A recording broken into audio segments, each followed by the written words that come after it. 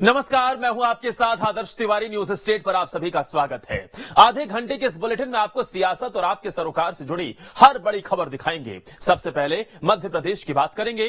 दरअसल एमपी में नए जिलों की सियासत हो रही है। चुनावों में हर साल नए जिलों की घोषणा होती है। वहीं दिखाएंगे शिवराज सरकार के कैबिनेट विस्तार के जरिए क्या है सियासी प्लान। और छत्तीसगढ़ में बात होगी कांग्रेस के घोषणा पत्र को लेकर चल रही तैयारी की। तो चलिए करते हैं खबर तो यह है कि शुरुआत।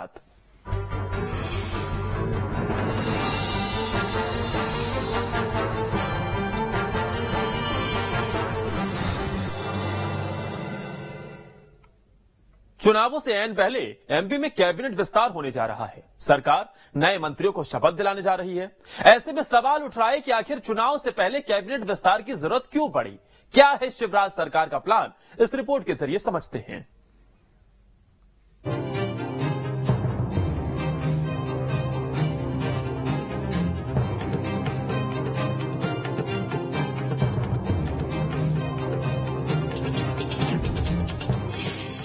चुनाव से पहले एमपी में कैबिनेट विस्तार।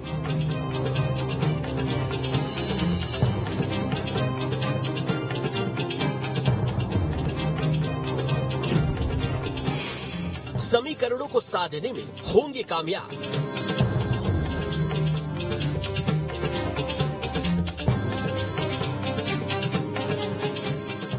चुनाव से पहले एमपी में शिवराज सरकार का कैबिनेट विस्तार होने जा रहा है। शनिवार को सुबह नए मंत्रियों को राज्यपाल मंगूभाई पटेल शपथ दिलाएंगे।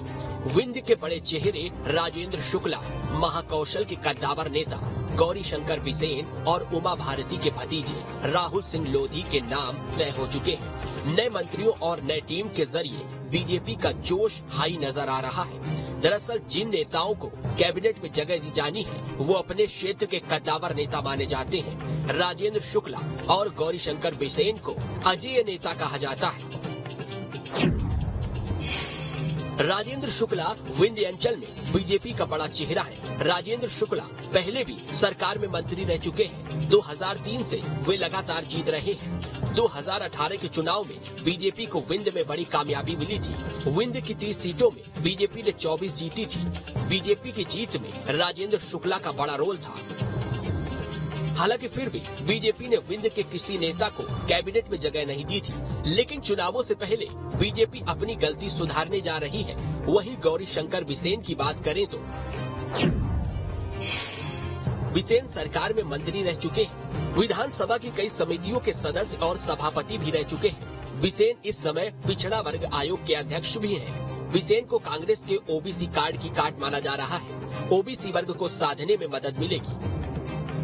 पार्टी सूत्रों का कहना है कि हाल ही में जब केंद्रीय मंत्री अमित शाह का दौरा हुआ और प्रदेश चुनाव प्रभारी भूपेंद्र यादव ने फीडबैक लिया तो सामने आया कि कैबिनेट विस्तार न होने से कई बड़े नेता नाराज हैं। इसी के बाद सप्ताह भर पहले कैबिनेट विस्तार पर सहमति बनी और अब नए मंत्रियों को शपथ दिलाई जाएगी। हालांकि चुनाव से ऐन पहले शिवराज कैबिनेट विस्तार को लेकर सवाल भी उठ रहे हैं कि आखिर इसकी जरूरत क्यों पड़ी। 2020 में बीजेपी के सरकार सिंधिया के समर्थन से बनी। कैबिनेट में क्षेत्रीय जाति संतुलन बिगड़ा, नेताओं में असंतोष बढ़ा। कैबिनेट विस्तार के जरिए नाराज नेताओं को बनाने की कोशिश है। नए मंत्रियों के जरिए जातिगत और क्षेत्रीय समीकरण को साधना है। विंध्य महाकौशल की 68 सीटों पर फोकस है। 2018 में विंध्य में बीजेपी को 30 में से 24 सीटें मिली थी, लेकिन विंध्य से किसी को प्रतिनिधित्व नहीं दिया गया। अब राजेंद्र शुक्ला के सहारे बीजेपी फिर से जीत दोहराना चाहती है। 2018 में महाकौशल में बीजेपी का प्रदर्शन अच्छा नहीं था। महाकौशल की 38 सीटों में बीजेपी को 13, कांग्रेस को 24 सीटें मिली थी। अब नई टीम के सहारे बीजेपी ने हर तरह के समीकरण को सेट करने की तैयारी कर ली है। हालांकि नए मंत्रियों को मात्र 1.5 महीने ही काम करने का मौका मिलेगा, लेकिन जनता के बीच एक बड़ा मैसेज जाएगा। वहीं कैबिनेट विस्तार पर कांग्रेस की ओर से जुबानी तीर चलाए जा रहे हैं। देखिए, मंत्रिमंडल विस्तार का विषय मुख्यमंत्री जी का विशेषाधिकार है प्रशासन को सुचारू रूप से संचालित करने के दृष्टिकोण से जब भी उनको इस प्रकार की आवश्यकता लगेगी कि ज्यादा मंत्रियों की आवश्यकता है, विभागों में फेरबदल का जब मुख्यमंत्री जी को लगेगा कि आवश्यकता है, इस प्रकार का निर्णय लेने के लिए मुख्यमंत्री के रूप में वह सदैव स्वतंत्र हैं। इस मंत्रिमंडल विस्तार से कुछ भी नहीं होने वाला है। विंध्य को लंबे समय तक जो है प्रतिनिधित्व से दूर रखा और मध्य प्रदेश की जनता को चुनाव के पहले जिस प्रकार से रेवड़ियां दी जा रही है, यह मंत्रिमंडल भी उसी प्रकार से उन नाराज नेताओं को खुश करने की एक कोशिश है। लेकिन इससे बीजेपी के दूसरे नेता बहुत नाराज होंगे। आगे आगे देखते हैं होता है क्या। वहीं विशेषज्ञों का मानना है कि 2018 के चुनावों से सीख लेते हुए बीजेपी फैसले ले रही है और चुनाव से पहले किसी भी नेता को नाराज नहीं रखना चाहती है। अमित शाह ने भी नेताओं और कार्यकर्ताओं को यही मंत्र दिया है। बहुत ज्यादा फायदा उनको चुनाव में मिलेगा नहीं मिलेगा ये कह नहीं सकते हैं, क्योंकि पार्टी ने तो नाराजगी दूर करने के लिए कुछ कोशिश वो कर रही है। इसके अलावा कोई डेवलपमेंट इसमें कोई एजेंडा नहीं है, इसमें कोई रीजनल बैलेंस कोई एजेंडा नहीं दिख रहा कि ये सारी चीजें तब होती हैं जब मंत्रिमंडल नया बनता है। जब मंत्रिमंडल का सरकार का कार्यकाल समाप्त हो रहा हो, उसके पहले आप किसी को मंत्री बनाए तो इस तरह के सवाल उठना स्वाभाविक है। फिलहाल देखना होगा नए मंत्रियों के सहारे सरकार सियासी समीकरणों को साधने में कामयाब होगी और इतने कम समय में ये नए मंत्री सरकार को फायदा पहुंचाने में सफल हो पाएंगे। मध्य प्रदेश विधानसभा चुनाव 2023 जीतने के लिए बीजेपी सरकार और संगठन हर एक रणनीति पर काम कर रहे हैं। हालांकि अब ये देखने वाली बात होगी कि चुनाव से कुछ ही महीने पहले मंत्रिमंडल का विस्तार करना बीजेपी को कितना फायदा दे सकता है। वीडियो जर्नलिस्ट आशु के साथ नीलम गुरवे, न्यूज स्टेट, मध्य प्रदेश, छत्तीसगढ़।